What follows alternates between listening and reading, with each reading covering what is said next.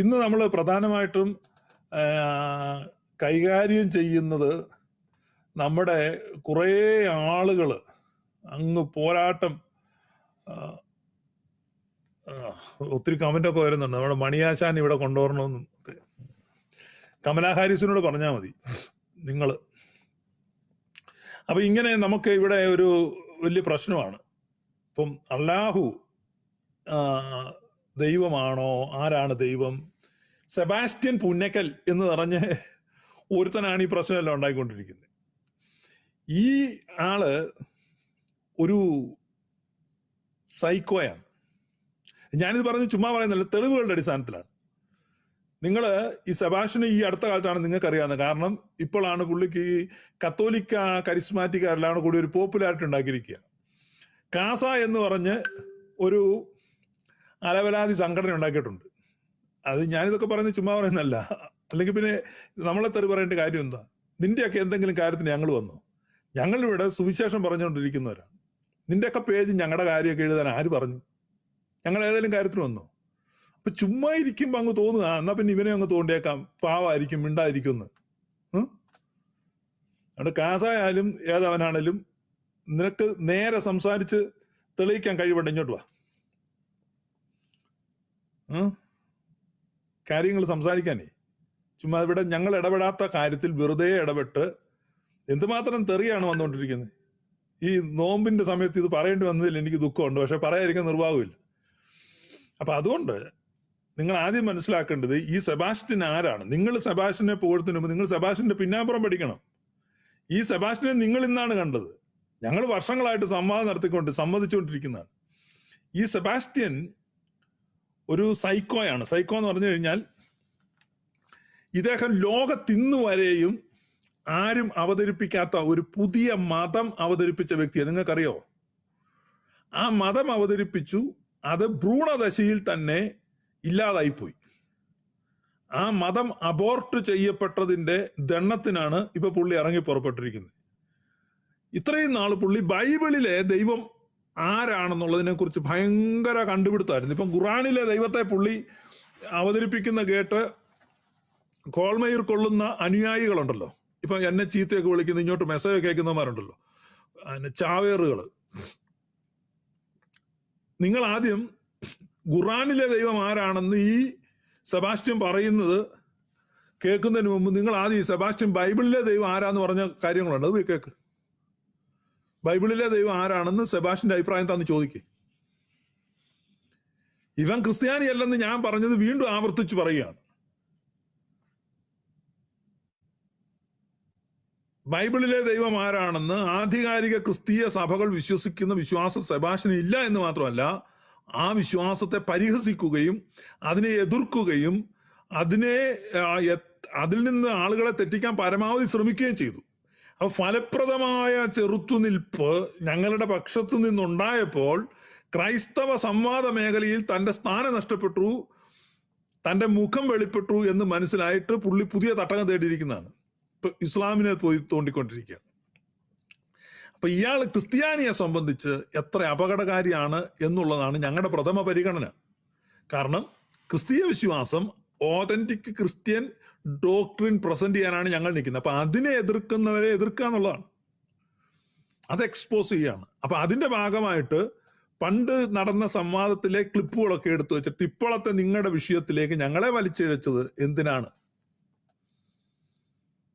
നിങ്ങളുടെ ഒരു കാര്യത്തിൽ ഞങ്ങൾ ഇടപെട്ടതല്ല. അപ്പൊ പിന്നെ പറയാതിരിക്കാൻ വയ്യല്ലോ, ബാക്കി പറയണ്ടേ? അപ്പോ അല്ലാഹു ആരാണ്? ഇതിനകത്ത് എനിക്ക് മുസ്ലിങ്ങളോടും പറയാനുണ്ട്. അല്ലാഹു ആരാണ്? അല്ലാഹു മുസ്ലിങ്ങളുടെ ദൈവമാണ്, ട്രൈബൽ ഗോഡാണെന്ന് പറയുന്നത്. ആദ്യം ഈ ട്രൈബൽ ഗോഡ് എന്ന് പറഞ്ഞാൽ എന്താണെന്ന് മനസ്സിലാക്കണം. ഗോത്ര ദൈവം അല്ലാഹു ലോകമെങ്ങും എല്ലാ രാജ്യങ്ങളിലുമുള്ള കോടാനുകോടി മുസ്ലിങ്ങൾ ഒരേപോലെ ആരാധിക്കുന്ന ദൈവമാണ് അല്ലാഹു. അല്ലാതെ അതൊരു ട്രൈബൽ ഗോഡല്ല. അതങ്ങനെ ട്രൈബൽ ഗോഡാകുന്നത്? ട്രൈബൽ ഗോഡ് എന്ന് പറഞ്ഞാൽ ഏതെങ്കിലും ഒരു ഗോത്രവർഗത്തിന്റെ ദൈവമാണ്.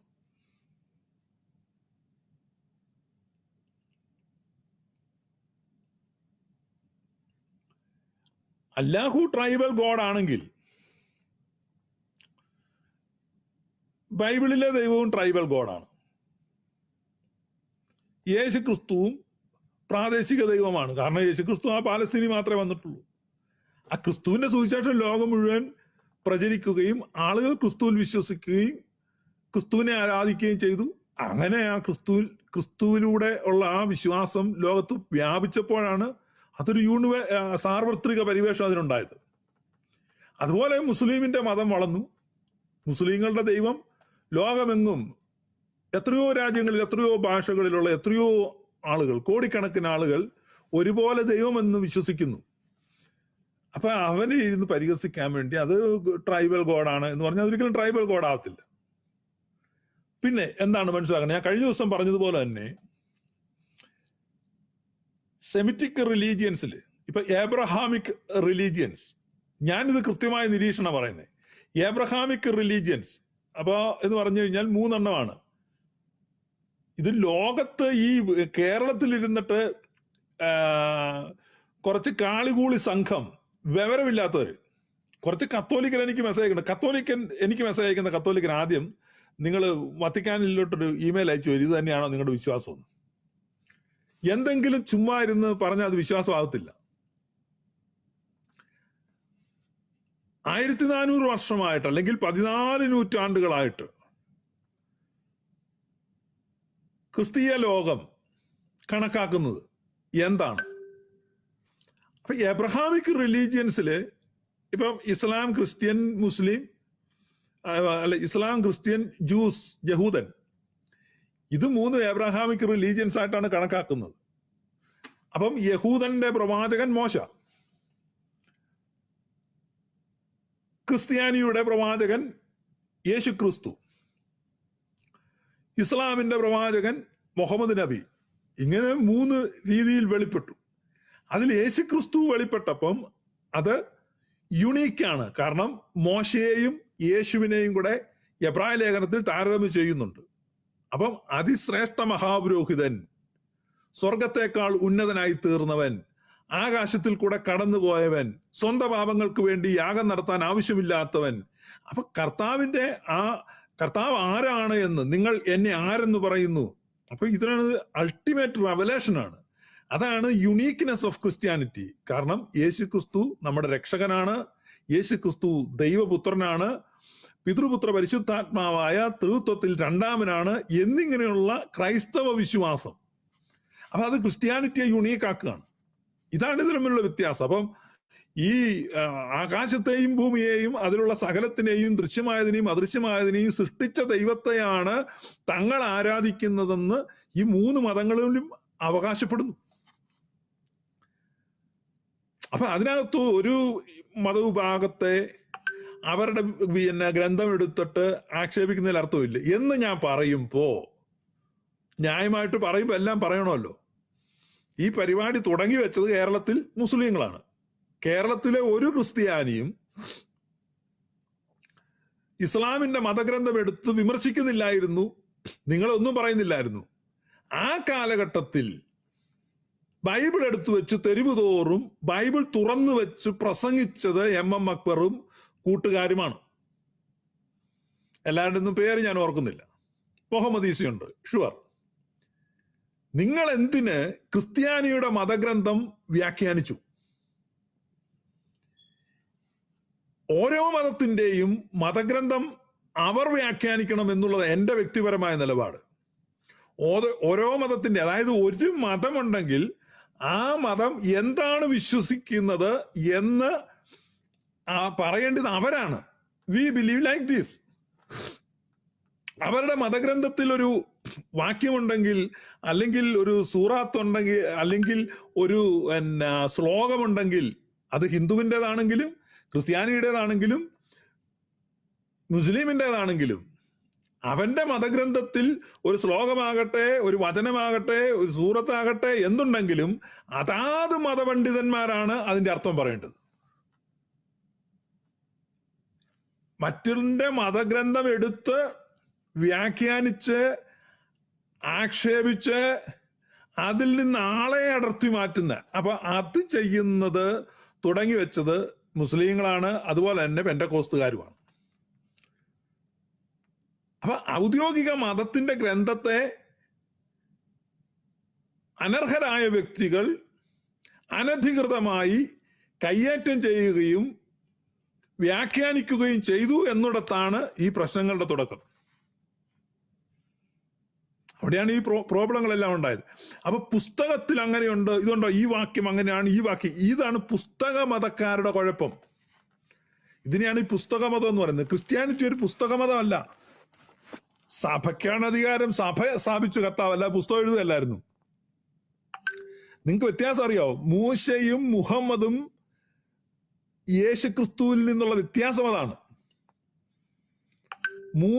മൂസായും മുഹമ്മദും പുസ്തകം കൊടുത്തു, അല്ലേ? മോശ പുസ്തകം കൊടുത്തു, ന്യായപ്രമാണം. മുഹമ്മദ് പുസ്തകം കൊടുത്തു. യേശു കർത്താവ് പുസ്തകം കൊടുത്തിട്ടില്ല.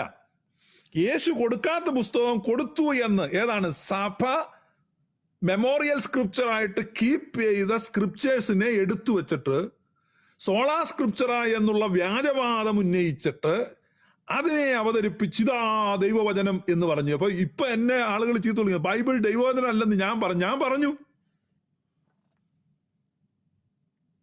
എനിക്ക് മെസ്സേജ് അയച്ച കരിസ്മാറ്റിക്കാരുണ്ടല്ലോ, സെബാസ്റ്റ്യന്റെ വാലാട്ടികള്, ഇപ്പം ID ഈ ലൈവിന്റെ കീഴിൽ ID ഇട്ട് തരാം.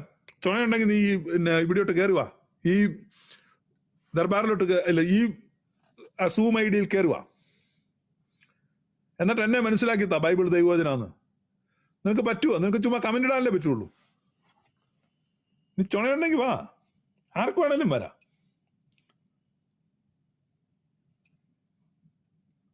അങ്ങനെ സഭയേക്കാൾ വലിയൊരു പുസ്തകമൊന്നും ഇവിടെ ആർക്കും കിട്ടിയിട്ടൊന്നുമില്ല. അപ്പൊ പരിശുദ്ധ സഭയ്ക്കാണ് അധികാരമുള്ളത്.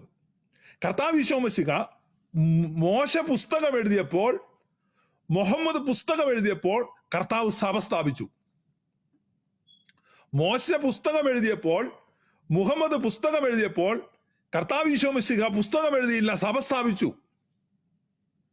കർത്താവ് ഈശോ മിശിഹ സ്ഥാപിച്ച സഭയെ അവഗണിച്ചുകൊണ്ട്, ആ സഭയെ പരിഗണിക്കാതെ, ആ സഭയ്ക്ക് വിഘാതമായി, ആ സഭയുടെ പ്രബോധനങ്ങൾക്കെതിരായി, ആ സഭയ്ക്കിടെ ചില പിള്ളേരെഴുതിയ ഗ്രന്ഥങ്ങളെ എടുത്തുവെച്ച് സഭയ്ക്കെതിരെ ആയുധമാക്കി ദുർവ്യാഖ്യാനം ചെയ്ത് സഭയുടെ പ്രബോധനങ്ങൾ തെറ്റാണെന്ന് പറയുന്ന ദുഷ്ടശക്തികളുടെ ഒടുവിലത്തെ കണ്ണിയിൽപ്പെട്ട ഒരു കൃമിയാണ് ഈ സെബാസ്റ്റ്യൻ. അതുകൊണ്ടാണ് സെബാസ്റ്റ്യൻ ഞങ്ങൾ എതിർക്കുന്നത്. സെബാസ്റ്റ്യന് വെള്ളം കോരാനും സെബാസ്റ്റ്യന് വിറക് വെട്ടാനും സെബാസ്റ്റ്യന് ചൂട്ടുപിടിക്കാനും നടക്കുന്ന കത്തോലിക്കര് മനസ്സിലാക്കിക്കോണം എന്താണ് നിങ്ങൾ ചെയ്തുകൊണ്ടിരിക്കുന്നത്.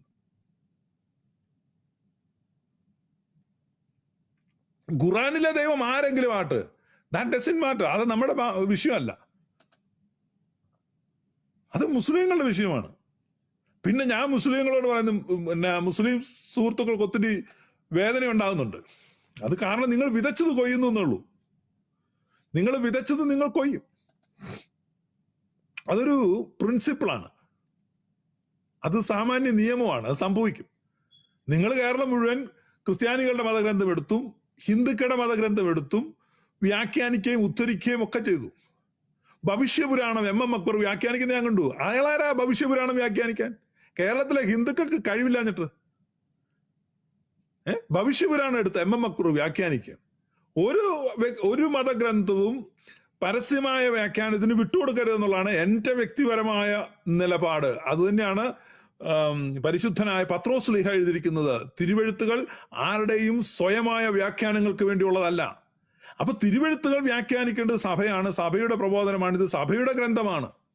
അപ്പൊ ഈ സഭയുടെ, അതുപോലെ തന്നെ ഞാൻ ഇന്നുവരെ ഖുറാൻ വ്യാഖ്യാനിച്ചിട്ടില്ല. അത്യാവശ്യം ഖുറാൻ എനിക്കറിയാം. ഖുറാൻ അറിയാവുന്ന ധാരാളം ആളുകൾ ഓർത്തഡോക്സ് സഭയിലും ഉണ്ട്. അവരാരും ഖുറാൻ വ്യാഖ്യാനിക്കാൻ പോയിട്ടില്ല. നമ്മുടെ ഓർത്തഡോക്സ് സഭയിലെ ഗീവറീസ് മാർ യൂലിയോസ് തിരുമേനി ഹൈദരാബാദിലെ ഒരു ഇസ്ലാമിക് സ്റ്റഡീസിന്റെ ഒരു അധ്യാപകൻ കൂടിയാണ്. ഒരിക്കലും ഇത് ഖുറാനെ പറ്റിയൊന്നും പുറത്തു വന്നിട്ട് അത് പറയുന്നത്. കാരണം ഞങ്ങളിൽ പല ആൾക്കും ഖുറാൻ അറിയാം. ഖുറാനിൽ എന്താ എഴുതിയിരിക്കുന്നത്? അത്ര ആന കയറാമലയൊന്നും അല്ലത്. ഒരാളുടെ മതഗ്രന്ഥം എടുത്തു വെച്ച് ഇപ്പൊ അത് പെന്തക്കോസ്തുകാർ, എന്നെ കേൾക്കുന്ന ബഹുമാനരായ ആളുകൾ എന്നോട് ക്ഷമിക്കണം, ഇത് നോമ്പിന്റെ കാലമാണ്, പറയാൻ പാടില്ലാത്തതാണ്. പക്ഷേ പെന്തക്കോസ്തുകാരെ പറ്റി പറയുമ്പോൾ ഇപ്പൊ തന്നെ നമുക്ക് ഓരോരുത്തരെ പറ്റി പറയുമ്പോൾ ആ ടൈറ്റിൽ പറയാതെ പറയാൻ പറ്റത്തില്ലല്ലോ. ഹോണറബിൾ ചീഫ് മിനിസ്റ്റർ എന്ന് വേണമല്ലോ പറയാൻ. പെന്തക്കോസ്തുകാരെ പറ്റി പറയുമ്പോൾ ആ വാക്ക് പറയേണ്ടി വരും. ഞാൻ പതിവായിട്ട് പറയുന്ന വാക്ക് ഇന്നിപ്പോ നോമ്പാണ്ടോ നിർത്തുക. ഞാനൊരു കാര്യം പറയാം. ഇവരാണ് ഈ വ്യാഖ്യാനം തുടങ്ങി മറ്റു മതങ്ങളിലെ ദൈവങ്ങളെ ആക്ഷേപിക്കുന്നത്. പാക്കിൽ ഗോപി എന്ന് പറഞ്ഞൊരുത്തനുണ്ട്. അവനെ ഒരു പ്രാവശ്യം അവിടെ ഇട്ട ആളുകളെല്ലാം കൂടെ തല്ലി. എന്താ ഹിന്ദുക്കളുടെ ദൈവങ്ങളെ ചീത്ത വിളിക്കുക. ഒരിക്കലൊരു ഉപദേശി, ഞാൻ പ്രസംഗിക്കുന്നത്, അവന്റെ പേരെന്താ, ഗീതാകൃഷ്ണൻ. ഉപദേശിമാരാ ഗീതാകൃഷ്ണൻ, ഇവനൊക്കെയാ ഷമീർ, ഇവനൊക്കെയാ ക്രിസ്ത്യൻ ഉപദേശം. അപ്പൊ ഗീതാകൃഷ്ണൻ പ്രസംഗിക്കാണ്. എന്താ ശബരിമലയില് ഇരിക്കുന്ന ഹിന്ദുക്കളുടെ ദൈവമാണ് ശബരിമല അയ്യപ്പൻ, ധർമ്മശാസ്താവ്. അപ്പൊ അദ്ദേഹം ഇങ്ങനെ ഇരിക്കുന്ന, വെളിക്കിറങ്ങാനിരിക്കുന്നല്ലേ, അവരൊക്കെ ഇങ്ങനെ തോട്ടത്തിൽ അവനിട്ട് അടിക്കണ്ട, അവനിട്ട് അടിച്ചു. അവിടെ നല്ല കൈക്കല്ലുള്ള ഹിന്ദുക്കൾ പിള്ളേരുണ്ട്, നല്ല അടി കൊടുത്തു. അപ്പൊ ഇതൊന്നും നമ്മുടെ വിഷയമല്ല, യേശു കർത്താവിന്റെ പ്രബോധനമല്ല. യേശു കർത്താവ് ഏതെങ്കിലും മതത്തെ കുറ്റം പറഞ്ഞോ? യേശു കർത്താവ് ഏതെങ്കിലും മതത്തെ കുറ്റം പറഞ്ഞോ? ഏതെങ്കിലും വിഗ്രഹം ഇടിച്ചു കളയാൻ വേണ്ടി എന്നാ പിന്നെ കമ്പിപ്പാരയായിട്ട് യേശു ശിഷ്യന്മാരോട് പോവായിരുന്നു? ഇത് ക്രിസ്തുവിന്റെ പ്രബോധനമല്ല, ക്രിസ്തീയമല്ല. എന്ന് വെച്ചാൽ ഞാൻ മുസ്ലിങ്ങളെ സപ്പോർട്ട് ചെയ്യുന്നില്ല. നിങ്ങൾ ചെയ്യുന്നത് തെറ്റാണ്. നിങ്ങൾക്ക് ബൈബിൾ വ്യാഖ്യാനിക്കാൻ യാതൊരു അർഹതയുമില്ല. Muhammad Isa, you have no right to take Bible. No right. Who told you you have that right? നിങ്ങളുടെ ആര് പറഞ്ഞു നിങ്ങൾക്ക് അധികാരം ഉണ്ടെന്ന്? അത് ക്രിസ്ത്യാനികളുടെ മതഗ്രന്ഥമാണ്. നിങ്ങൾ എന്തിനാ അതെടുത്ത് വ്യാഖ്യാനിക്കുന്നത്? Sebastian has no right. കാരണം സെബാസ്റ്റ്യൻ ഒരു ക്രിസ്തീയ സഭയിലെ അംഗമല്ല. ഏത് ക്രിസ്ത്യനാണ്? പരിശുദ്ധ തൃത്വത്തിൽ വിശ്വസിക്കാത്ത, അല്ലെങ്കിൽ യൂണിഫൈഡ് ചർച്ചിന്റെ ഒന്നാമത്തെ സൂനഹദോസ്, നിക്കിയ വിശ്വാസ പ്രമാണം, അതിനെ പരിഹസിക്കുന്ന, നിക്കിയ കൗൺസിലിൽ പങ്കെടുത്ത പിതാക്കന്മാരെ ആക്ഷേപിക്കുന്നവനാണ് സെബാസ്റ്റ്യൻ. അവനാണെന്ന് വെച്ചിട്ട് ബൈബിളിന്റെ ആളാണ്, അല്ലെങ്കിൽ ഖുറാനെ വിമർശിക്കുന്നത്. ഇതാരാണിത്? നമ്മൾ ഈ മനസ്സിലാക്കേണ്ട കാര്യങ്ങൾ കൃത്യമായിട്ട് മനസ്സിലാക്കണം. അപ്പൊ എന്നെ സംബന്ധിച്ച് ഞാൻ പറയുമ്പോ എനിക്ക് വ്യക്തമായ നിലപാടുണ്ട്. ഖുറാന് എന്താണ്, ഖുറാനിലെ ഒരു സൂറത്തുണ്ടെങ്കിൽ അതിന്റെ അർത്ഥം എന്താണെന്ന് ഇസ്ലാമിക മതപണ്ഡിതന്മാരാണ് പറയേണ്ടത്.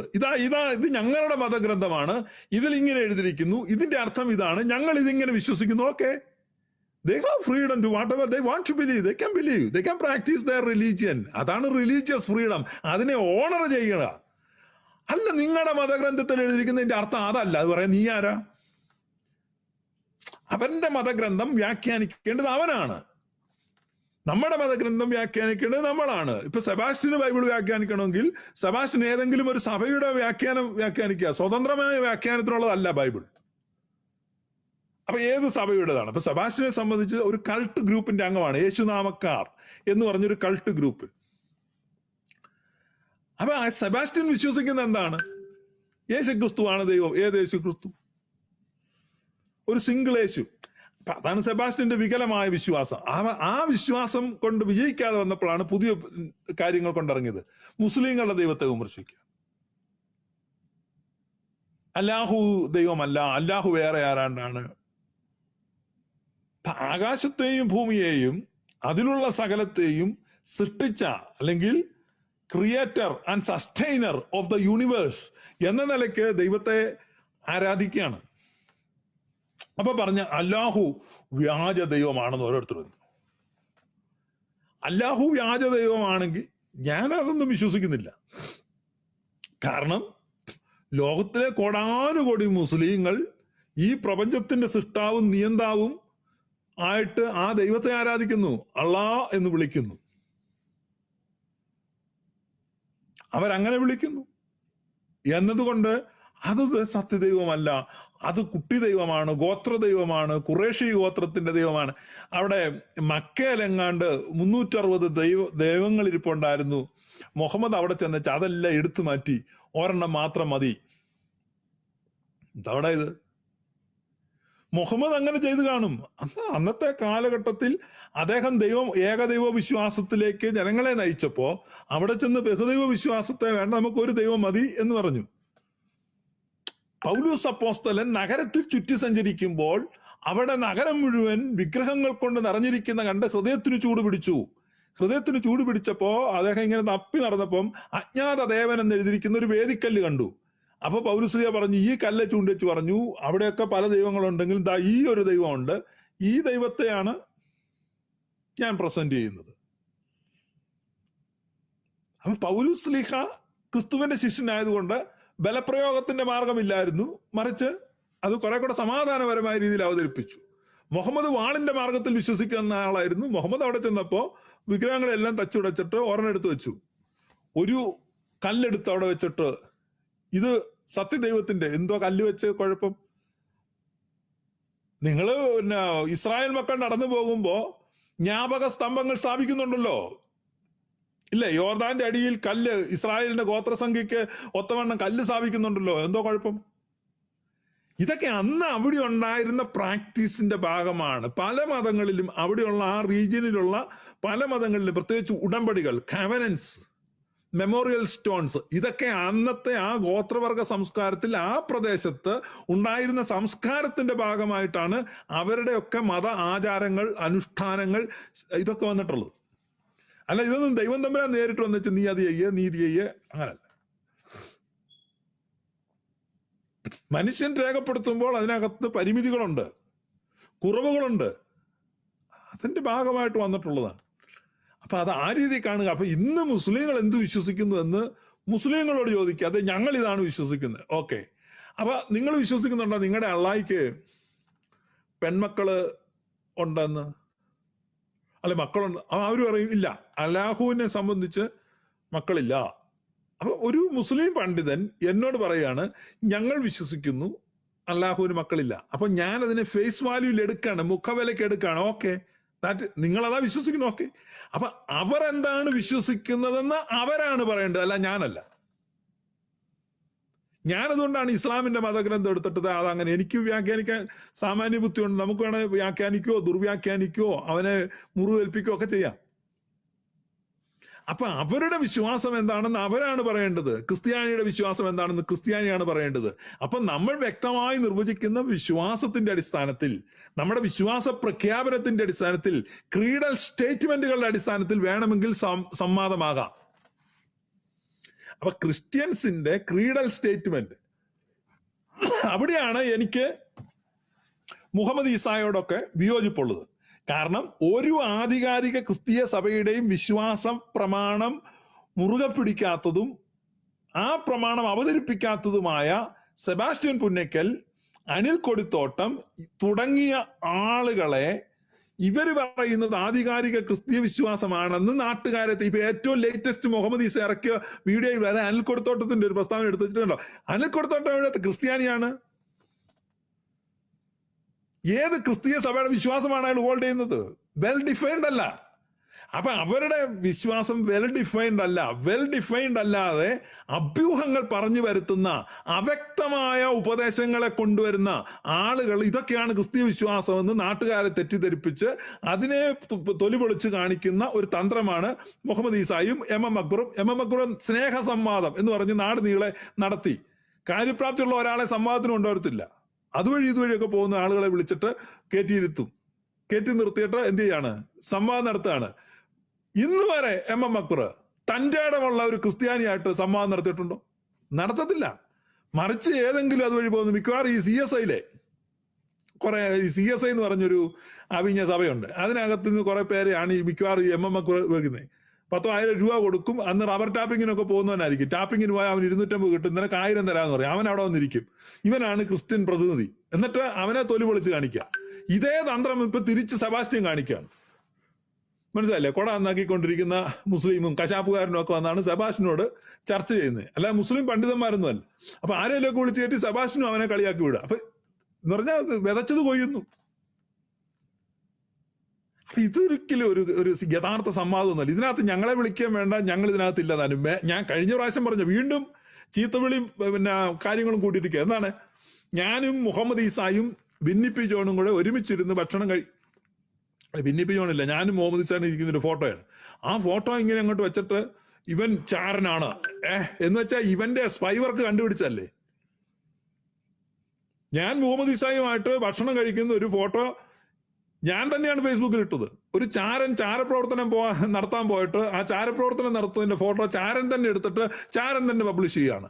അപ്പം വിദഗ്ധരായ കുറ്റാന്വേഷകര് ആ ഫോട്ടോ കണ്ടെടുത്തിട്ട് നീ എന്ത് കണ്ടുപിടുത്താടാ നടത്തിയത്?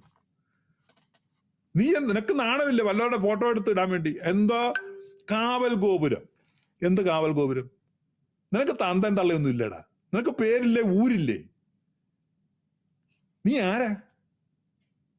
മുഴുവൻ ഇതാണ് ഏതാ ഫേക്ക് ഐഡിയ ആണ് ഇത് മുഴുവൻ. സെബാസ്റ്റ്യൻ പുന്നക്കൽ എന്ന് പറഞ്ഞൊരു ഒറ്റ തോന്നിവാസക്കാരൻ. അവൻ പണ്ട് തൊട്ട് പെന്തക്കോസിൽ ഞങ്ങൾ സംവാദം നടത്തുന്ന ആരും തൊട്ട് ഫേക്ക് ഐഡികളുടെ പ്രളയമാണ്. ചുമ്മാ ഫേക്ക് ഐഡി ഉണ്ടാക്കുക, 10ഉം 60ഉം ഫേക്ക് ഐഡി ഉണ്ടാക്കി വെച്ചിരിക്കുക. ഇപ്പൊ ഫേക്ക് ഗ്രൂപ്പുകളും ഫേക്ക് പേജുകളും ഉണ്ടാക്കുകയാണ്. എന്ത് കാവൽ ഗോപുരം? ആരാടാ കാവൽ ഗോപുരം? നീ ഊരും പേരും പറ. എന്റെ പടം വെച്ചതിന് നിനക്കെതിരെ ഒരു ലോ സ്യൂട്ട് ഫയൽ ചെയ്യാനാ. നീ പേര് പറ. നിനക്ക് തന്റെ നീ എടാ ക്രിസ്ത്യാനികൾ എന്ന് പറഞ്ഞാൽ ധൈര്യമുള്ളവരായിരിക്കണം. അല്ല നീ വിശ്വാസം സംരക്ഷിക്കും. നിന്റെ പേര് പോലും വെക്കാൻ പേടിയുള്ള നീ എന്ത് കാവൽ ചെയ്യാനാ? നീ എന്ത് ഗോപുരമാ? നീ ആരെ സംരക്ഷിക്കുമെന്നാ പറയുന്നത്? നീ എന്ത് ക്രിസ്ത്യാനി സംരക്ഷിക്കുമെന്നാ പറയുന്നത്?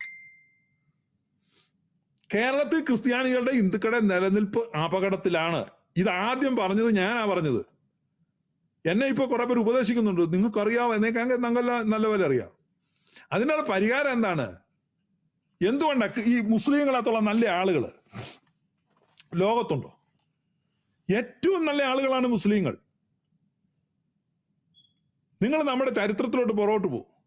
എത്രയോ നല്ല അനുഭവങ്ങളാണ് നമുക്ക് ഇസ്ലാമിക് കമ്മ്യൂണിറ്റിയിൽ നിന്നുണ്ടായിട്ടുള്ളത്. അതൊന്നും അങ്ങനെ പെട്ടെന്ന് മറക്കാനൊന്നും പറ്റത്തില്ല. എപ്പോഴാണ് അസ്ലോങ്ങാസ് അവര് കണ്ടെയ്ൻഡ് ആയിട്ട് നിൽക്കുന്നിടത്തോളം അവര് അധികാരം ആരെയും ദുഷിപ്പിക്കും. മുസ്ലിങ്ങളും കമ്മ്യൂണിസ്റ്റുകാരും മെജോറിറ്റി ഇല്ലാത്തിടത്തോളം കാലം ഇത്രയും നല്ല ആളുകളിൽ സഹായിക്കാനും സന്നദ്ധ പ്രവർത്തനം നടത്താനും ഒക്കെ നല്ലതാണ്. കമ്മ്യൂണിസ്റ്റുകാർക്ക് വൺസ് ഭൂരിപക്ഷം മെജോറിറ്റി വന്നു കഴിഞ്ഞാൽ കമ്മ്യൂണിസ്റ്റ് അവിടെ എന്തായി തീരും? ഭീകര താവളമായി മാറും. നിങ്ങൾ കമ്മ്യൂണിസ്റ്റ് റെജീമൊക്കെ നോക്ക്. ഇപ്പൊ വടക്കൻ കൊറിയ കമ്മ്യൂണിസ്റ്റ് ആണ്. ഇപ്പൊ കണ്ണൂർ പോയി നോക്ക്, പാർട്ടി ഗ്രാമങ്ങളിൽ പോകുക, അനങ്ങാൻ പറ്റുമോ? അതുപോലെ തന്നെയാണ് മുസ്ലിങ്ങളും. അവർക്ക് വൺസ് ഭൂരിപക്ഷം വന്നു കഴിയുമ്പം അവരുടേതായ മൃഗീയ വാസനകളുണ്ട്, അവരുടെ ആശയങ്ങളുണ്ട്. അതൊക്കെ അവരവിടെ നടപ്പിലാക്കും. അല്ലാതെ ഒരു ബാലൻസ്ഡ് സൊസൈറ്റിയിൽ മുസ്ലിങ്ങൾ ഒരു അപകടകാരികളും അല്ല, അവർ നല്ല ആളുകളാണ്. അപ്പൊ അതുകൊണ്ട് കേരളത്തിൽ എന്താണ് ഡെമോഗ്രാഫിക് ബാലൻസ് നിലനിർത്തണം എന്ന് പറഞ്ഞാൽ എന്താ? ജനസംഖ്യ അനുപാതം സന്തുലിതാവസ്ഥയിൽ നിലനിൽക്കുന്നിടത്തോളം മുസ്ലിങ്ങളും ഹിന്ദുക്കളും ക്രിസ്ത്യൻസും കോ എക്സിസ്റ്റ് ചെയ്യുന്ന നമ്മുടെ പഴയ കേരളം പോലെ ആ കേരളത്തിന് അപകടത്തിലേക്ക് നയിച്ചത് രണ്ടു കൂട്ടരാണ്. റാഡിക്കൽ ഇസ്ലാംസും ഈ സെബാസ്റ്റ്യൻ പുന്നക്കൽ ഉൾപ്പെടുന്ന പെന്തക്കോസ്തുകാരും. അത് പുസ്തക മതമാണ്. ഹിന്ദുക്കളൊന്നും അവരുടെ പുസ്തകം എടുത്ത് വെച്ച് അതിനകത്ത് അങ്ങനെ ഉണ്ട്, ഇതിന് ഒരു ചാട്ടും ഇല്ല. അവർ വല്ലപ്പോഴും ഈ കർക്കിടക മാസത്തിൽ രാമായണം വായിക്കുന്നു, പിന്നെ ആരെങ്കിലും ചത്ത തലയ്ക്ക് നിലവിളക്ക് വെച്ചിട്ട് രാമായണം വായിക്കുന്നില്ല. അവരൊന്നും അവരുടെ മതഗ്രന്ഥം വെച്ച് ആരുടെ യുദ്ധത്തിന് പോയിട്ടില്ല. പോയിട്ടുണ്ടോ? പിന്നെ ഭാഗവത സപ്താഹം എല്ലാം നടത്താൻ അമ്പലത്തിൽ ഇരുന്ന് ഭാഗവതം വായിക്കാം. അത് 2-3 പേര് കേൾക്കാൻ കാണും.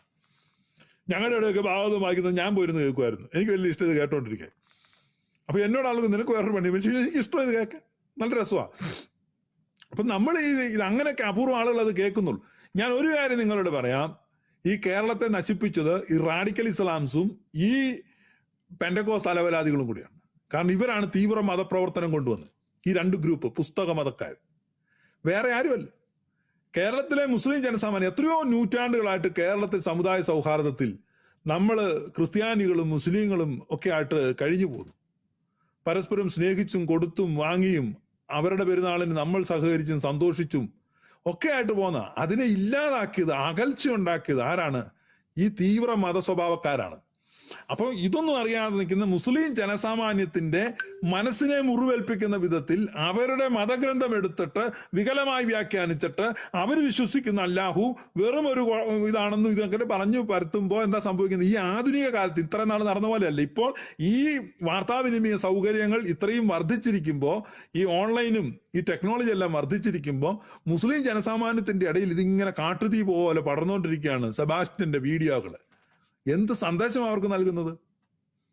സാമാന്യ മുസ്ലിങ്ങൾ എന്ന് പറഞ്ഞാൽ ഇന്ന് വരെയും മുസ്ലിം കമ്മ്യൂണിറ്റിയിൽ 1% ആളുകളെ റാഡിക്കൽ ഇസ്ലാമിന് കിട്ടിയിട്ടുണ്ടെങ്കിൽ ഈ റാഡിക്കൽ ഇസ്ലാം അല്ലാതെ മര്യാദയ്ക്ക് ജീവിക്കുന്ന സാധാരണ തൊഴിലെടുത്തും കൃഷി ചെയ്തും സ്വന്തം കാര്യം നോക്കിയും ജീവിക്കുന്ന മുസ്ലിങ്ങളെ, ഭക്തരായ മുസ്ലിങ്ങളെ, അവരെ കൂടെ എന്തിനാക്കും? പ്രോ റാഡിക്കൽ ഇസ്ലാമിസ്റ്റ് എന്ന് പറഞ്ഞാൽ റാഡിക്കൽ ഇസ്ലാമിന്റെ അനുയായികളാക്കി മാറ്റുന്ന ഒരു രാസത്വരകമായിട്ടാണ് ഈ സെബാസ്റ്റ്യന്റെ വീഡിയോകൾ പ്രവർത്തിക്കുന്നത്. പൊട്ടൻ കത്തോലിക്ക, നീ മനസ്സിലാക്കണം. ഈ പൊട്ടൻ കത്തോലിക്കാന്ന് ഞാൻ പറഞ്ഞത്, നല്ല കത്തോലിക്കറുണ്ട്, ഞാൻ പറഞ്ഞല്ലോ, ബുദ്ധിയുള്ള കത്തോലിക്കറുണ്ട്. എന്നെ ചീത്ത വിളിക്കുന്നു, സെബാസ്റ്റ്യന് വാലാട്ടി കൊടുക്കുന്നതായ കത്തോലിക്കനോടാ പറയുന്നത്. മേലാൽ ഈ പ്രദേശത്തൂടെ വന്നു പോലെ നീ എന്താ ചെയ്യുന്നത് നീ മനസ്സിലാക്ക്. എടാ, പരിശുദ്ധ കന്യകാമറിയത്തിന്റെ ഗർഭപാത്രം വാടകയ്ക്ക് കൊടുത്താണെന്ന് പ്രസംഗിച്ചവനാ സെബാസ്റ്റ്യൻ. നിനക്ക് വീഡിയോ കാണണോ?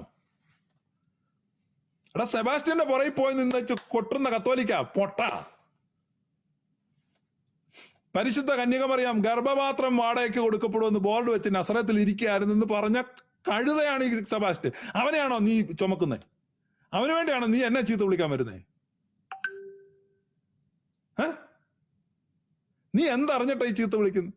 ഇന്ന് കൊച്ചുകുളപ്പാങ്കാലത്ത് എന്നെ ഓസ്ട്രേലിയയിൽ നിർത്താൻ ഫോൺ വിളിച്ച പൊക്കിയത്. എന്നെ ഫോൺ വിളിച്ച അവന്റെ നമ്പർ വേണം ഞാനിപ്പോ പറയാം. ഇവനൊക്കെ വേറെ ഒരു പണിയില്ലേ? എന്നിട്ട് അവൻ എന്നെ ഉപദേശിക്കുക കേരളത്തിൽ ക്രിസ്ത്യാനി അപകടത്തിലാണ്. കേരളത്തിൽ ക്രിസ്ത്യാനി അപകടത്തിലാണെന്ന് ഞാനല്ലേ ആദ്യം പറഞ്ഞത്, അല്ലാതെ നീയാണ്.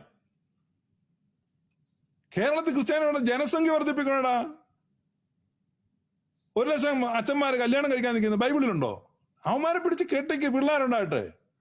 ജനസംഖ്യ കൂടട്ടാ കത്തോലിക്ക. നീ അല്ലാതെ ഈ ഓൺലൈനിൽ നിന്ന് മുസ്ലിങ്ങളെ ചീത്ത വിളിച്ചിട്ടുണ്ട കാര്യം? മുസ്ലിങ്ങളുടെ മൊല്ലാക്കന്മാരൊക്കെ 2-3 കെട്ടി 10-20 പിള്ളേരുണ്ട്. അവരുടെ ജനസംഖ്യ കൂടുന്നേ. നീ ഇതിവിടെ കെട്ടാതിരുന്നേച്ച് പിള്ളേരില്ലാതെ ജനസംഖ്യ കുറഞ്ഞു പോകുന്നതിന് അവനെ തെറി വിളിക്കാൻ നടന്നിട്ടെന്നാ കാര്യം? എന്റെ അടുത്തോട്ട് ഒരുത്തിനും ചെയ്ത് വിളിക്കാനൊന്നും പറഞ്ഞു.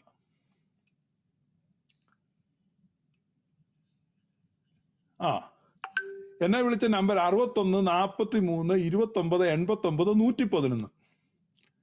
വെളുപ്പിന് 5:10. ഇതുണ്ടോ? കൊച്ചുകുളപ്പാങ്കാലത്ത് 5:10 ഫോൺ അടിക്കുന്ന കേട്ടോ. ഞാൻ എഴുന്നേക്കുന്നു 5:10. ഞാൻ 5:30 എഴുന്നേക്കുന്നു. 20 മിനിറ്റ് നേരത്തെ എഴുന്നേക്കേണ്ടി വന്നു. എന്നോട് ഉപദേശിക്കാണ്. അവിടെ നിങ്ങൾക്കൊക്കെ സാരമായ തകരാറ് സംഭവിച്ചിട്ടുണ്ട്. ഈ TFR വർദ്ധിപ്പിക്കാതെ ക്രിസ്ത്യാനിക്കും ഹിന്ദുവിനും രക്ഷയില്ല. അതിനി ഓൺലൈനിൽ ഖുറാന്റെ ആദ്യം തൊട്ട് അവസാനം വരെയും തെറ്റാണെന്ന് നിങ്ങൾ തെളിയിച്ചാലും നിങ്ങൾ രക്ഷപ്പെടത്തില്ല. ഞാൻ വീണ്ടും പറയുകയാണ്, നിങ്ങൾക്ക് രക്ഷപ്പെടാനുള്ള മാർഗം ഇൻക്രീസ് യുവർ TFR, അല്ലെങ്കിൽ നിങ്ങൾ ഒരിക്കലും രക്ഷപ്പെടത്തില്ല. നിങ്ങൾക്ക് രക്ഷപ്പെടാനുള്ള ഏക മാർഗം നിങ്ങളുടെ TFR വർദ്ധിപ്പിക്കുക, അല്ലാതെ മറ്റൊരു മാർഗവും നിങ്ങൾക്ക് നിങ്ങളുടെ മുമ്പിൽ അവശേഷിക്കുന്നില്ല. അതിനകത്ത് ഇതുകൊണ്ട് യാതൊരു വിശേഷവുമില്ല. ഇത് വളരെ ദോഷം ചെയ്യും എന്ന് ഞാൻ പിന്നെയും നിങ്ങളോട് പറയുകയാണ്. ഇത് വളരെ വളരെ ദോഷം ചെയ്യും. അപ്പൊ ഇതുകൊണ്ട് ഞങ്ങളെ ഇതിനകത്ത് ഉൾപ്പെടുത്തേണ്ട ആവശ്യമില്ല. പിന്നെ ഞങ്ങൾക്ക് എതിരെ പറഞ്ഞിട്ടുള്ള മുഴുവൻ കാര്യങ്ങൾക്കും ഞങ്ങൾ അക്കമിട്ട് മറുപടി പറയും. ഇത് ഇന്നിവിടം കൊണ്ട് തീരുന്ന കാര്യമല്ല. കാരണം സെബാസ്റ്റ്യൻ പറഞ്ഞിരിക്കുന്ന ഉപദേശം ക്രിസ്ത്യാനിറ്റിക്ക് എന്തുമാത്രം എതിരായിട്ടാണ് അവൻ പറയുന്നത്. ഇതൊക്കെ നിങ്ങൾ ഈ പിന്തുണയ്ക്കുന്നവരുടെ അനുകൂലിക്കുന്നുണ്ടോ എന്ന് ഞങ്ങൾക്കൊന്ന് അറിഞ്ഞാൽ കൊള്ളാം.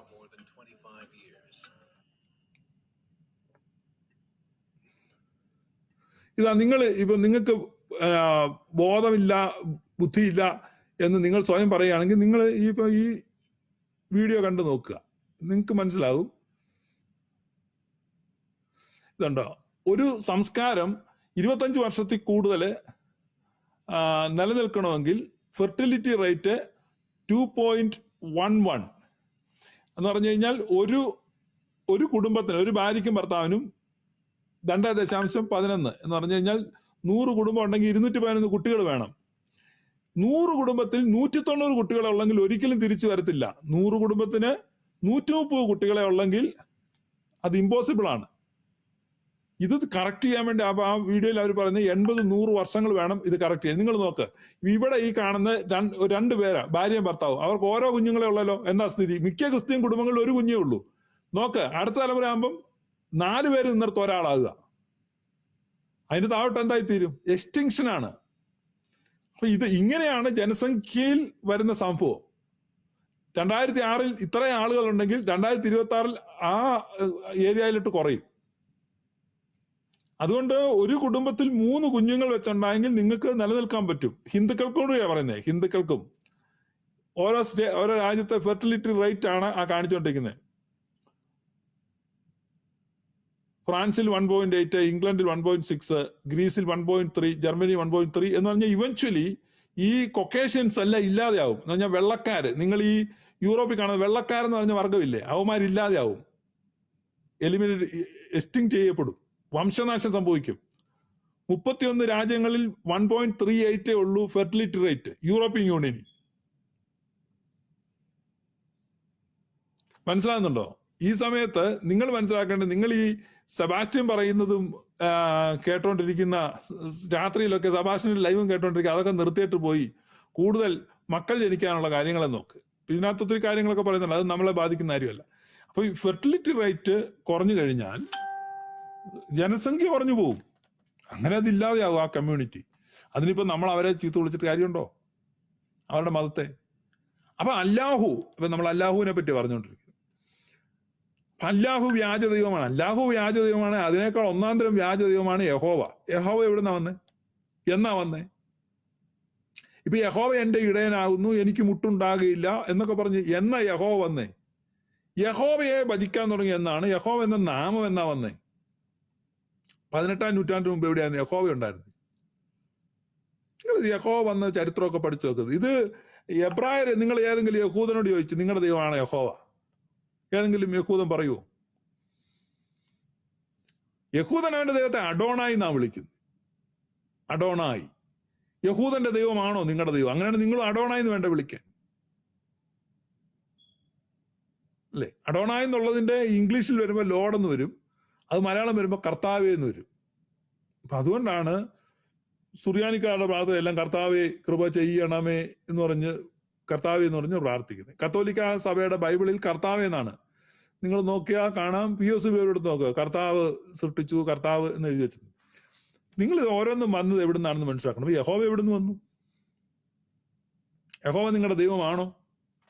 ആ യഹോവയെ ഞങ്ങളുടെ ദൈവമാണ്. അപ്പൊ യഹോവയെ തള്ളിക്കളയാൻ പറ്റുമോ? പറ്റത്തില്ല. കാരണം ഇങ്ങനെ വന്ന സാധനം നമ്മൾ വ്യാപകമായിട്ട് ഉപയോഗിക്കുന്ന ഈ സത്യവേദ പുസ്തകത്തിനകത്ത് യഹോവയുണ്ട്.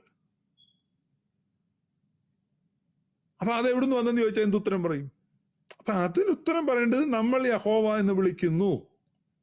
പക്ഷേ യഹോവ എന്ന് വിളിക്കുന്നെങ്കിലും നമ്മൾ ഉദ്ദേശിക്കുന്ന ആരെയാണ്? നമ്മൾ ദൈവത്തെയാണ് ഉദ്ദേശിക്കുന്നത്. അപ്പൊ ഇതിനകത്ത് ഹിന്ദുക്കൾക്കും ഒബ്ജക്ഷൻ വരാൻ പറ്റത്തില്ല, മുസ്ലിങ്ങൾക്കും ഒബ്ജക്ഷൻ വരാൻ പറ്റത്തില്ല. കാരണം നമ്മൾ പറയാണ് ഞങ്ങൾ യഹോവ എന്ന് വിളിക്കുന്നത് ദൈവത്തെയാണ്. അപ്പൊ അവരെ എഗ്രി ചെയ്താൽ മതിയാകൂ. അതുപോലെ അവർ അല്ലാഹു എന്ന് വിളിക്കുന്നത് ആരെയാണ് എന്ന് അവരല്ലേ പറയേണ്ടത്. അതിന് നമ്മൾ ഇരുന്നിട്ട് അത് നിങ്ങൾ വിളിക്കുന്ന അല്ലാഹു, അത് അല്ലാഹു അല്ല. അപ്പൊ ഞാൻ അവരോടുകൂടിയായി പറയുന്നത്.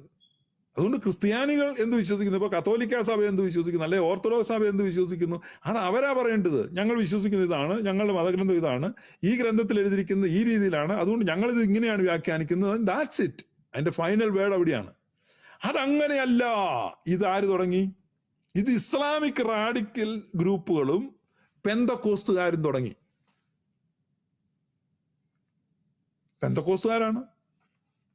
അവരാണ് ബൈബിൾ എടുത്ത് വെച്ചിട്ട് വ്യാഖ്യാനം, ഈ വാക്യമുണ്ട് ഇങ്ങനെ, ഇതിന്റെ അർത്ഥം ഇതല്ല എന്ന് ആര് പറഞ്ഞു? ഇവിടെയാണ് ഞങ്ങൾ ചോദിക്കുന്നത്. ഈ അതാത് മതത്തിന്റെ ഗ്രന്ഥങ്ങളെ അതാത് മതക്കാരല്ലേ വ്യാഖ്യാനിക്കേണ്ടത്. സ്വതന്ത്രമായ വ്യാഖ്യാനങ്ങൾക്ക് വേണ്ടി ബൈബിൾ തെരുവിലേക്ക് വലിച്ചഴച്ചത് മാർട്ടിൻ ലൂതറാണ്. അതിനെയാണ് പ്രൊട്ടസ്റ്റന്റ് വിപ്ലവം എന്നൊക്കെ വിശേഷിപ്പിക്കുന്നത്. മാർട്ടിൻ ലൂതർ എന്ന് പറയുന്ന കത്തോലിക്ക പുരോഹിതൻ ഈ ബൈബിൾ എടുത്ത് തെരുവിലേക്ക് കൊടുത്തു. തെരുവിലുള്ള ആളുകളെല്ലാം കൂടെ അതെന്ത് ചെയ്തു? വായിക്കാനും വ്യാഖ്യാനിക്കാനും തുടങ്ങി. ഗ്രൂപ്പുകൾ 1 അല്ല 2 അല്ല 3 അല്ല 40,000 പിരിഞ്ഞു. ഇപ്പോഴും പിരിഞ്ഞുകൊണ്ടിരിക്കുന്നു. ഏറ്റവും പുതിയ ഒരെണ്ണം ഇൻവെൻഷൻ സെബാസ്റ്റ്യൻ പുന്നക്കൽ കണ്ടുപിടിച്ചിരിക്കുന്നു. ഇന്നുവരെ ആരും പറയാത്ത ഒരെണ്ണം, പുതിയ ഒരെണ്ണം താണ്ട് വരുന്നു. ഇതല്ലേ സ്ഥിതി? ആ പിന്നെ എന്താണ്? അല്ലാഹു കൊല്ലാൻ പറഞ്ഞ് ദൈവമാണ്. അല്ലാഹു കൊല്ലാൻ പറഞ്ഞ യഹോവയെ കൊല്ലാൻ പറഞ്ഞിട്ടുണ്ട്. ഇത് പറഞ്ഞ എന്താണ്? അക്ഷരം കൊല്ലുന്നു, ആത്മാവ് ജീവിപ്പിക്കുന്നു. അക്ഷരം കൊല്ലുന്നു, ആത്മാവ് ജീവിപ്പിക്കുന്നു. അപ്പം മുഹമ്മദിന്റെ മാർഗവും മോശയുടെ മാർഗവും കൊല്ലുന്ന മാർഗമാണ്. യേശുവിന്റെ മാർഗം ജീവന്റെ മാർഗമാണ്, ജീവൻ നൽകുന്ന ജീവിപ്പിക്കുന്ന മാർഗമാണ്. ഇതാണ് ഈ മൂന്ന് ഗ്രൂപ്പ് തമ്മിലുള്ള വ്യത്യാസം. മരണം ആദം മുതൽ മോശ വരെ വാണിരുന്നു. ആദം മുതൽ മോശ വരെ മരണമായിരുന്നു. മോശയുടെ കാലം വന്നപ്പോൾ ന്യായപ്രമാണം വന്നു. ഒരു കയ്യിൽ മരണവും ഒരു കയ്യിൽ ജീവനും. ഇതാ ഞാൻ നിന്റെ മുമ്പിൽ ജീവനും മരണവും വെച്ചിരിക്കുന്നു, ചൂസ്. നിനക്ക് ചോയ്സാണ്, നീ എടുത്തു. ജീവൻ എടുത്താലും എന്തേ കിട്ടത്തുള്ളൂ? മരണമേ കിട്ടത്തുള്ളൂ. ന്യായപ്രമാണത്തിന്റെ ഒരു പ്രത്യേകത അത് നിങ്ങൾക്കറിയോ? അതായത് ഇതാ ഞാൻ നിന്റെ മുമ്പിൽ ജീവനും മരണവും വെച്ചിരിക്കുന്നു, നിനക്ക് ഇഷ്ടമുള്ളത് എടുക്കാം എന്ന് പറഞ്ഞാലും ജീവൻ ഒരാൾ ചൂസ് ചെയ്താലും അവൻ എന്ത് ചെയ്യത്തില്ല? ജീവൻ കിട്ടത്തില്ല, മരണമേ കിട്ടത്തുള്ളൂ. അത് നിങ്ങൾ ഗലാത്യലേഖനം വായിച്ചാൽ മതി. അവിടെ എഴുതിയിട്ടുണ്ട്, ജീവിപ്പിക്കാൻ കഴിയുന്ന ഒരു ന്യായപ്രമാണം വാസ്തവത്തിൽ ഉണ്ടായിരുന്നു എങ്കിൽ ആ ന്യായപ്രമാണം നീതിക്ക് ആധാരമായി ഭവിക്കുമായിരുന്നു. എന്നാൽ അങ്ങനെ ഒരു പ്രമാണമില്ല, ആർക്കും കിട്ടിയിട്ടുമില്ല, ആരും ജീവിച്ചിട്ടുമില്ല. അപ്പൊ ആരെയും ജീവിപ്പിക്കാൻ കഴിയാതെ ന്യായപ്രമാണം. പിന്നെ യേശു കർത്താവ് വന്നു. അപ്പൊ ആദാം മുതൽ മോശ വരെ രണ്ട് കയ്യിലും മരണമായിരുന്നു. മോശ മുതൽ യേശു വരെ ഒരു കയ്യിൽ മരണവും ഒരു കയ്യിൽ ജീവനുമാണെന്ന് പറഞ്ഞെങ്കിലും മരണം മാത്രമാണ് ആളുകൾക്ക് കിട്ടിയത്. യേശു കർത്താവ് വന്നപ്പോൾ ഒരു കയ്യിൽ ജീവനും മറ്റേ കയ്യിൽ സമൃദ്ധമായ ജീവനും. അത് ഞാൻ വന്നിരിക്കുന്നത് നിങ്ങൾക്ക് ജീവൻ ഉണ്ടാകുവാനും സമൃദ്ധമായ ജീവൻ ഉണ്ടാകുവാനുമാണ്, അല്ലാതെ ജീവനും മരണവുമായിട്ടല്ല കർത്താവ് വന്നത്. ഇതാണ് വ്യത്യാസം. പ്രമാണം എന്ന് പറഞ്ഞാൽ ജീവനും മരണവും ഓഫർ ചെയ്യും. എന്ത് മാത്രം കൊടുക്കും? മരണം മാത്രം കൊടുക്കും. രാഷ്ട്രീയക്കാരുടെ പ്രകടന പത്രിക പോലെയാ. ഓഫറൊക്കെ വരുമ്പോൾ ഭയങ്കരമാണ്, ജീവനും മരണം. പക്ഷെ ആർക്ക് ജീവൻ കിട്ടും? ആർക്കും കിട്ടത്തില്ല.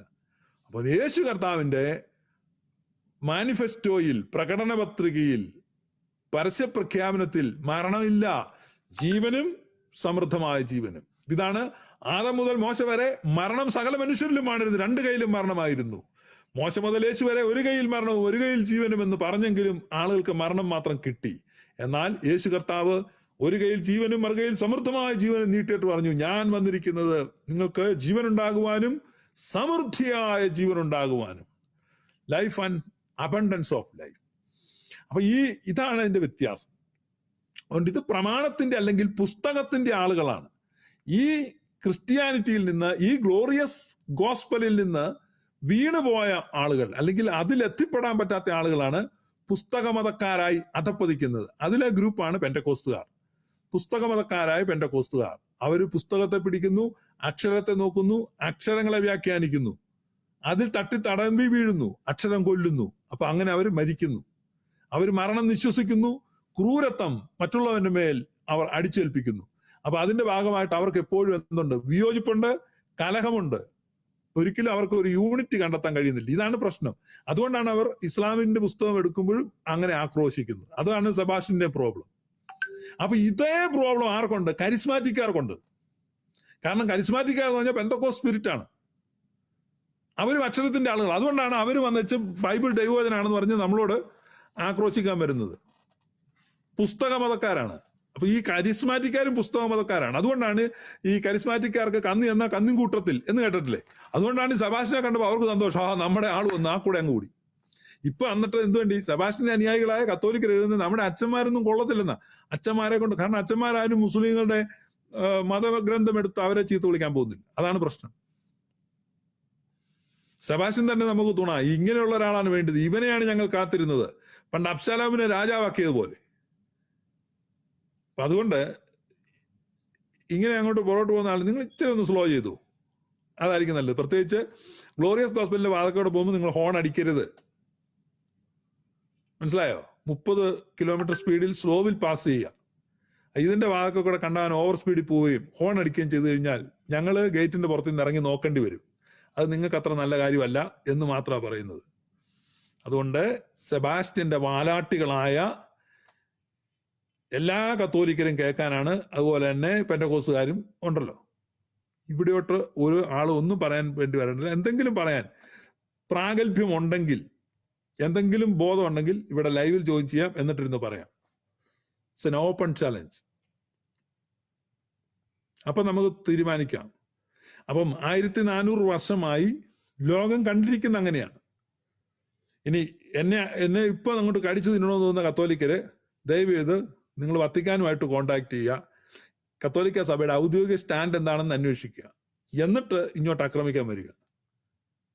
ഉണ്ട്, മുസ്ലിങ്ങളുമായിട്ട് വിയോജിപ്പുണ്ട്, അത് പ്രായോഗിക തലത്തിൽ. ഞാൻ പിന്നെയും പറഞ്ഞു, പൊളിറ്റിക്കൽ ഇസ്ലാം ഉണ്ട്. പൊളിറ്റിക്കൽ ഇസ്ലാം എന്ത് ചെയ്യുന്നു? പല കാര്യങ്ങളും അവരുടെ കമ്മ്യൂണിറ്റിയെ വളർത്താൻ വേണ്ടി ചെയ്യുന്നു. അതിനുവേണ്ടി നിങ്ങൾ എന്ത് ചെയ്യണം? നിങ്ങൾ അവരെ ചീത്ത വിളിക്കല്ല, നിങ്ങൾ നിങ്ങളുടെ കമ്മ്യൂണിറ്റിയെ വളർത്താൻ വേണ്ടി സാധ്യമായ കാര്യങ്ങൾ ചെയ്യുക. നിങ്ങൾ പരസ്പരം സഹായിക്കുക, അവർ സപ്പോർട്ട് ചെയ്യുക, ഒരുമിച്ച് നിൽക്കുക, ഗ്രോ ചെയ്യാൻ നോക്കുക, ഇതൊക്കെ ചെയ്യേണ്ടത്. അതിന് പകരം ഇത്തരത്തിൽ സാമുദായിക സൗഹാർദ്ദം തകർക്കുന്ന വിധത്തിൽ, ആളുകളുടെ മനസ്സ് മുറിവേൽപ്പിക്കുന്ന വിധത്തിൽ. അപ്പം ഇപ്പം ഒരാൾ മെസ്സേജ് അയച്ചിരിക്കുക എനിക്ക്, എം അക്ബറും മുഹമ്മദ് ഈസയും ഒക്കെ ബൈബിളിനെ എടുത്ത് പരസ്യമായി ആക്ഷേപിച്ചപ്പോ ആരുമില്ലായിരുന്നു. ഇന്നിപ്പം സെബാസ്റ്റ്യൻ വന്നല്ലോ, അതൊരു നല്ല കാര്യമല്ലേ? കാരണം അവര് നമ്മുടെ ബൈബിളിനെയും നമ്മുടെ യേശുവിനെയും, പ്രത്യേകിച്ച് ഹാരിസ് മദനി എന്ന് പറഞ്ഞ് ഒരാളുണ്ട്, അയാള് യേശു കർത്താവ് കൊലപാതകയും ബലാത്സംഗം ചെയ്യുന്നവനും അങ്ങനെയാണെന്നൊക്കെ പറഞ്ഞൊരു വീഡിയോ ഇറക്കായിരുന്നു 2 കൊല്ലം മുമ്പ്. ആരും ചോദിക്കാനുണ്ടായില്ല. അപ്പൊ ഇപ്പൊ സെബാസ്റ്റ്യൻ. അപ്പൊ ഞാൻ ചോദിക്കട്ടെ, ഈ 2 വർഷം മുമ്പ് കോപ്റ്റിക് ക്രിസ്ത്യൻസ് 21 പേരെ, നമ്മുടെ ഓറിയന്റൽ ഓർത്തഡോക്സ്, നമ്മുടെ വിശ്വാസ ഗ്രൂപ്പിൽപ്പെട്ട 21 പേരെ ഒരു കടൽ തീരത്ത് നിർത്തി ഓറഞ്ച് ഉടുപ്പിടിവിച്ച് കഴുത്തറുത്ത് കൊല്ലും. നിങ്ങൾ കണ്ടില്ലേ വീഡിയോ? ലോകം മുഴുവൻ കണ്ടോ? തിരിച്ച് അങ്ങനെ ഒന്ന് ചെയ്തോ ഏതെങ്കിലും ക്രിസ്ത്യാനി? ഇനി നാളെ സെബാസ്റ്റ്യൻ പുന്നക്കല് വന്നിട്ട് ഒരു 10 പേരുടെ കഴുത്തറുക്കുകയാണെങ്കിൽ നിങ്ങൾ സപ്പോർട്ട് ചെയ്യുമോ? ഇപ്പം സെബാസ്റ്റ്യൻ പുന്നക്കൽ വന്ന് ഉണ്ടോ ക്രിസ്ത്യാനിയുടെ കഴുത്തറുത്ത്, ഞാൻ കഴുത്തറക്കാം, നിങ്ങൾ സപ്പോർട്ട് ചെയ്യുമോ? ചെയ്യും, നിങ്ങൾ ചെയ്യും. തിന്മയെ തിന്മയുണ്ടല്ലോ, അവരെന്ത് ചെയ്തുള്ളൂ. ഇപ്പൊ എം അക്ബറും മുഹമ്മദ് ഈസായും ഹാരിസ് മദനിയും ബൈബിൾ എടുത്ത് ദുർവ്യാഖ്യാനം ചെയ്തു. അതിനുള്ള റൈറ്റ് അവർക്കില്ല. മറ്റൊരുത്തന്റെ മതഗ്രന്ഥമാണ്, അവർ വ്യാഖ്യാനിച്ചു, അവരാക്ഷേപിച്ചു. പക്ഷെ നമ്മൾ തിരിച്ചാക്ഷേപിക്കരുത്, അതല്ല ക്രിസ്ത്യാനിറ്റി. അപ്പൊ പിന്നെ അവരും നമ്മളുമായിട്ട് എന്താ വ്യത്യാസം? തിരിച്ച് അങ്ങനെ അവന്റെ മതഗ്രന്ഥം എടുത്തിട്ട് ഞാൻ ഇന്ന് ഒരുത്തന്റെ മതഗ്രന്ഥം എടുത്തിട്ട് നിന്റെ തെറ്റാന്ന് പറഞ്ഞിട്ടില്ല. ഞാൻ ആകെ പറഞ്ഞിട്ടുള്ളൂ പെന്റക്കോസുകാരോടാണ്. കാരണം ദേ ഹാവ് നോ റൈറ്റ്. അവരെന്നെ ചതിച്ചതാണ്. 25 വർഷം ഞാൻ ആ കുഴിയിൽ പെട്ട് കിടന്നാണ്. അപ്പൊ അതിന്റെ ദണ്ണം കൊണ്ട് പറയുന്നതാണ്. അതിനകത്ത് പെട്ട് കിടക്കുന്ന സത്യവിശ്വാസികൾ രക്ഷപ്പെടാൻ വേണ്ടി, സത്യവിശ്വാസി വരാൻ വേണ്ടി പറയുന്നതാണ്. അപ്പൊ അവന്റെ മതഗ്രന്ഥം വെച്ചിട്ട് ഇവര് തെറ്റ് ചെയ്തു എന്ന് വെച്ച് നമ്മളും തിരിച്ച് ചെയ്യണോ? ആ കോപ്റ്റിക് ക്രിസ്ത്യൻസ് 21 പേരെ കൊല്ലുന്നത് ഇന്നലെ അവരുടെ ഓർമ്മ ദിവസമായിരുന്നു, മെമ്മോറിയൽ ആയിരുന്നു. അപ്പൊ അവർ 21 പേരെ കൊന്നപ്പോ നമ്മൾ എന്ത് ചെയ്തു? ശ്രീലങ്കയിൽ ഒരു പള്ളിക്കകത്ത് ബോംബ് പൊട്ടിച്ചു, 140 പേരെ കൊന്നു ഇല്ലേ കഴിഞ്ഞതിന് മുമ്പിലത്തെ ക്രിസ്തുമസിന്. അപ്പൊ അങ്ങനെയാണ് നമുക്ക് മുസ്ലിങ്ങളുടെ ഒരു പള്ളിയിൽ ബോംബ് വെക്കാന്ന് പറഞ്ഞ് ഇപ്പൊ ഒരു ഗ്രൂപ്പ് ഉണ്ടാക്കി നമുക്ക് ബോംബ് വെച്ചാൽ നിങ്ങളെല്ലാം കൂടുക കൂടെ. കാരണം നിങ്ങൾ അത്രയും തെറ്റിപ്പോയിരിക്കും, അത്രയും തെറ്റിപ്പോയിരിക്കും. അതാ എനിക്ക് പറയാനുള്ളൂ. കാരണം നിങ്ങൾ എന്നെ ആക്രമിക്കുന്നതിന്റെ രീതി കണ്ടില്ലേ? എന്തൊരു ചീത്തയാ വിളിക്കുന്നത്. മുഹമ്മദ് ഈസയായിട്ട് ഒരുമിച്ച് ഭക്ഷണം കഴിച്ചു. ഇതാണ് പ്രശ്നം. നിങ്ങൾക്ക് ആർക്കും മുസ്ലിം സുഹൃത്തുക്കളില്ലേ? അതോ നിങ്ങൾ നിങ്ങളുടെ കൃത്യം അതാത് മതത്തിൽപ്പെട്ടവർ മാത്രമേ ബന്ധപ്പെടുന്നുള്ളൂ? ഞാനും മുഹമ്മദ് ഈസയുമായിട്ട് ഈ ഓൺലൈനിൽ തർക്കം ഉണ്ടായിട്ടുണ്ട് ത്രിത്വ വിശ്വാസത്തിന്റെ കാര്യത്തിൽ. ഞാൻ ത്രിത്വത്തിലാണ് വിശ്വസിക്കുന്നത്, പരിശുദ്ധത്തിൽ, അല്ലാതെ സെബാസ്റ്റിനെ പോലെ ഏകനായിരിക്കുന്ന ദൈവത്തിലല്ല. ഞാനും മുഹമ്മദ് ഈസായുമായിട്ട് ദൈവകാര്യത്തിൽ ഒരു സംവാദം വന്നാൽ സെബാസ്റ്റ്യൻ മുഹമ്മദ് ഈസയുടെ പക്ഷത്തേക്ക്, അത് നിങ്ങൾക്കറിയോ? കാരണം സെബാസ്റ്റ്യൻ ഏകദൈവത്തിലെ വിശ്വസിക്കുന്നു, ഞാൻ ത്രിയേക ദൈവത്തിലെ വിശ്വസിക്കുന്നു. സെബാസ്റ്റ്യൻ ഒരിക്കലും ത്രിയേക ദൈവ വിശ്വാസിയല്ല. He is not a trinitarian, he is a unitarian. ആ യൂണിറ്റേറിയൻ ആയിരിക്കുന്ന സെബാസ്റ്റ്യന് എന്നേക്കാൾ താല്പര്യം മുഹമ്മദ് ഈസയുടെ വരത്തുള്ളൂ. ഞാൻ പിതൃപുത്ര പരിശുദ്ധാത്മാവായ ത്രിയേക ദൈവത്തിലാണ് വിശ്വസിക്കുന്നത്. ആ സത്യം, ആ ഗോസ്പലാണ് പ്രസംഗിക്കുന്നത്. ആ കാര്യത്തിൽ ഞാനും മുഹമ്മദ് ഈസയായിട്ട് ആദ്യകാലം തൊട്ട് തന്നെ ഡിസ്കഷൻസ് ഉണ്ടായിട്ടുണ്ട്, ഡിബേറ്റ്സ് ഉണ്ടായിട്ടുണ്ട്. പക്ഷെ അതൊരിക്കലും മനുഷ്യർ തമ്മിലുള്ള ബന്ധത്തെ ബാധിക്കുന്നില്ല. ഇന്നും ഞങ്ങൾ തമ്മിൽ എഗ്രിമെന്റ് ഇല്ല. ഇപ്പൊ നാളെ ഞങ്ങളൊരു ഡിബേറ്റ് വന്നാലും ഞാൻ ട്രിനിറ്റിക്ക് വേണ്ടിയാണ് വാദിക്കുന്നത്, അദ്ദേഹം ട്രിനിറ്റിക്ക് എതിരായിട്ടാണ് വാദിക്കുന്നത്. അപ്പൊ അന്ന് നാട്ടിൽ വെച്ച് കണ്ടപ്പോൾ ഒരുമിച്ച് ഭക്ഷണം കഴിച്ചു, അതിന്റെ ഫോട്ടോ ഞാൻ തന്നെയാണ് ഇട്ടത്. നിങ്ങൾക്ക് എന്താ പ്രശ്നം? നിങ്ങൾ ചിന്തിക്കുന്നത് നമ്മളിങ്ങനെ ഈ പിന്നെ ഒരു മുസ്ലിമിനെ കണ്ട അവനെ ചേർത്ത് പിടിച്ച് കുത്തി കൊല്ലണമെന്നാണ് നിങ്ങൾ വിചാരിക്കുന്നത്. ഇതാണോ നിങ്ങൾ? അത് മതമൗലികവാദമാണ്, അപകടകരമായ മതമൗലികവാദം. അത് ഞാൻ പറഞ്ഞു, പെന്തക്കോസ്തുകാരിലും റാഡിക്കൽ ഇസ്ലാമിക് ഗ്രൂപ്പിലും ഉള്ളതാണ്. പെന്തക്കോസ്തുകാരിൽ നിന്ന് കരിസ്മാറ്റിക് വഴിയായി അത് കത്തോലിക്കരി കടന്നുകൂടി. നിങ്ങൾ അത് രോഗമാണെന്ന് മനസ്സിലാക്കി ചികിത്സിക്കുക, അല്ലാതെ ഞങ്ങളുടെ നേരെ ചാടാൻ വരണ്ട. ഞങ്ങൾ ഗ്ലോറിയസ് ഗോസ്പലാണ് പ്രസംഗിക്കുന്നത്. ഗ്ലോറിയസ് ഗോസ്പൽ എന്ന് പറഞ്ഞാൽ സർവ്വ മനുഷ്യരെയും സ്നേഹിക്കുകയും ഉൾക്കൊള്ളുകയും രക്ഷിക്കുകയും ചെയ്യുന്ന ദൈവത്തെ അവതരിപ്പിക്കുക എന്നതാണ് ഞങ്ങളുടെ പരിപാടി. അത് ഭൂമിയിലുള്ള മുഴുവൻ മനുഷ്യർക്കും രക്ഷയുണ്ട്. സകല മനുഷ്യരുടെയും രക്ഷയ്ക്ക് വേണ്ടിയാണ് ക്രിസ്തു ജാതനായത് ബെയ്ത്തലഹേമിൽ. അതാണ് ഞങ്ങൾ പ്രസംഗിക്കുന്ന സുവിശേഷം. ആ ഗോസ്പലിൽ, ആ സുവിശേഷത്തിന്റെ പരിധിയിൽ, ആ രക്ഷയുടെ പരിധിയിൽ വരാത്ത ഒരു വ്യക്തിയുമില്ല. അത് ഇസ്ലാം ആയിക്കോട്ടെ, ഹിന്ദു ആയിക്കോട്ടെ, പാഴ്സി ആയിക്കോട്ടെ, ജൈനനായിക്കോട്ടെ, സിഖ് ആയിക്കോട്ടെ, സ്വരാഷ്ട്രനായിക്കോട്ടെ, ഷിൻഡോയിസ്റ്റ് ആയിക്കൊള്ളട്ടെ, നിരീശ്വരവാദി ആയിക്കൊള്ളട്ടെ, റാഡിക്കൽ ഫ്രീ തിങ്കർ ആയിക്കോട്ടെ, ആരും ആയിക്കൊള്ളട്ടെ, whoever that may be, ആരായിരുന്നാലും മൂക്കിൽ ശ്വാസമുള്ള ഓരോ മനുഷ്യനും ആ രക്ഷയുടെ പുതപ്പ് വീണ് കഴിഞ്ഞിരിക്കുന്നു. സർവ്വ മനുഷ്യരെയും സ്നേഹിക്കുന്ന അനന്ത സ്നേഹമായ, അനന്ത കാരുണ്യമായ ആ സർവശക്തനായ ദൈവത്തിലാണ് ഞങ്ങൾ വിശ്വസിക്കുന്ന. ആ ദൈവത്തിന്റെ സുവിശേഷമാണ് ഗ്ലോറിയസ് ഗോസ്പൽ. അതാണ് ഞങ്ങൾ പറയുന്നത്. അതുകൊണ്ട് ഓൾ ഇൻക്ലൂസീവ് ഗോസ്പൽ. അതുകൊണ്ട് മതത്തിന്റെ പേര് പിടിവാശികളോ കലഹങ്ങളോ മതഗ്രന്ഥം വെച്ചുള്ള തലനാരിഴ കീഴിലുള്ള വ്യാഖ്യാനങ്ങളോ ഒരു പ്രയോജനവും മനുഷ്യവർഗത്തിന് ചെയ്യുകയില്ല. മറിച്ച് മനുഷ്യനെ സ്നേഹിക്കുക, മനുഷ്യനിൽ ക്രിസ്തുവിനെ കണ്ടെത്തുക. പിന്നെ പൊളിറ്റിക്കൽ അജണ്ടയിൽ നിലനിൽപ്പിന് അപകടകരമായ കാര്യങ്ങൾ വന്നു കഴിയുമ്പോൾ അതിനെ പൊളിറ്റിക്കലായിട്ട് നേരിടുക. ഓഫ്ലൈനിൽ അതിനുള്ള കർമ്മ പരിപാടികൾ നിങ്ങൾ ആവിഷ്കരിക്കുക. അല്ലാതെ ഈ പരിപാടി ഇത് നിങ്ങൾ നടത്തുന്നതിൽ എനിക്ക് യാതൊരു വിരോധമില്ല. കാരണം വിരോധിക്കാൻ ഞാൻ ആരാ? പക്ഷെ അവിടെ ഞങ്ങളെ വലിച്ചഴക്കണ്ട എന്ന് മാത്രമേ ഉള്ളൂ.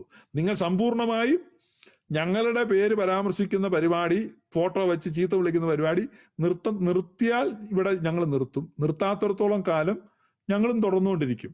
അതുകൊണ്ട് ശരി, തൽക്കാലം വിടാം. ഞങ്ങൾ നിരീക്ഷിച്ചുകൊണ്ടിരിക്കും. ഇനിയും തുടർന്ന് ചീത്ത വിളിക്കാനാണെങ്കിൽ ഞങ്ങൾക്ക് കൂടുതൽ കാര്യങ്ങൾ പറയേണ്ടി വരും. കൂടുതൽ കാര്യങ്ങൾ പറയുമ്പോൾ നിങ്ങളുടെ ഗ്രൗണ്ട് നഷ്ടപ്പെടും. ഇപ്പൊ ഞാനതുകൊണ്ട് അതെല്ലാം തൊട്ടിട്ടില്ല. മനസ്സിലായി? നിങ്ങളുടെ വാദത്തിന്റെ മുനകൾ ഒടിയും. കാരണം സഭാശം കൊണ്ടുവന്നിരിക്കുന്ന വാദങ്ങളെല്ലാം അടിസ്ഥാനരഹിതമാണ്. അത് ഡിസ്പ്രൂവ് ചെയ്യാൻ ഞങ്ങൾക്ക് സാധിക്കും. തൽക്കാലം നിങ്ങളുടെ ഒരു മനസ്സുഖത്തിന് വേണ്ടി ഞങ്ങൾ അതിനെക്കുറിച്ചൊന്നും പറയുന്നില്ല. അതുകൊണ്ട് നിങ്ങൾക്ക് നിർത്തുന്നതാണ് നല്ലത്. അപ്പൊ പിന്നെ അങ്ങനെ ആട്ടെ.